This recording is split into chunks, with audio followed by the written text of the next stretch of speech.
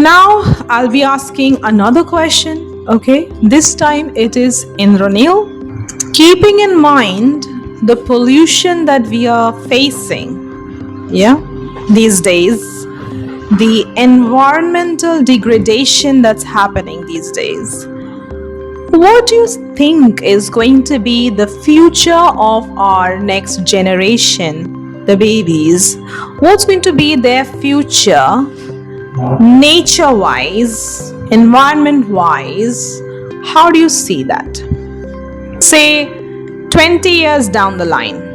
Ma'am, I think pollution can create a lot of diseases, and for babies, they can get affected by these diseases very easily. In future, will get difficulties to breathe properly, and yeah, there are 3 points. So you think that it's going to be problematic for the babies, Yeah. for the next generation? It would be definitely problematic for the babies. Okay, you can say this type of answer also, that it's going to be like a negative answer, that nothing is going to be great.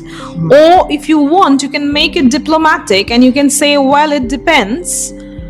If people have the awareness, if they really see the danger of pollution, global warming, and people take a step back in exploiting the nature, Mother Earth, and they try to strike a balance between environmental development and scientific development. If they can strike that balance, then we can have a safe and beautiful future for our next generation. If people stop using plastic bags, stop throwing garbage on the, say, any water body, if the people, they stop the cacophony, means the noise, constant horns, and using vehicles all the time, using so many vehicles all the time creates a lot of pollution, air pollution. So if we really come together,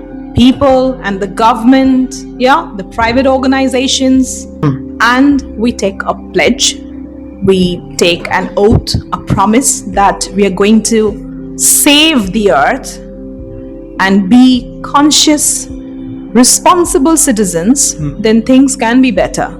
But if that awareness is not there, then the future is dark.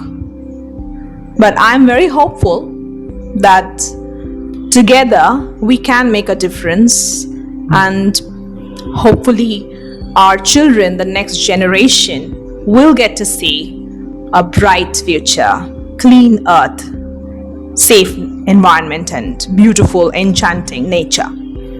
So either you can give a negative answer, it's your choice. You can give a positive answer, or you can keep it diplomatic by saying it depends, where you're saying both the sides. अच्छा भी हो सकता है, बुरा भी हो सकता है. Correct? But never say that these are the only 3 points I have or 2 points I have. You said what you have said. When you are saying I have these 3 points or only these 3 points, that is what I can think of, you are somehow putting yourself down. Why are you saying that? Ma'am, suppose it is an examination and an interviewer asking me this question. I have already said the negative points. Which is fine. Should I end it with a positive note or not? See, the thing is, in my case, as I told you, that I prefer to end answers on a positive note. Whether I'm writing the essay or it's a speaking exam, whatever it is, that's my style. But if you feel comfortable answering negative, you can do that. Because you have already said everything negative. Now, if you want to end it on a positive note, you can add the word however. And any other cohesive word that we are learning in our class. Yeah, you know the words however, moreover, in addition to, furthermore, ... So many things we do. In this case, say however, and then you add a opposite point. Means a good point. Like how can I prevent it and those points? Yeah.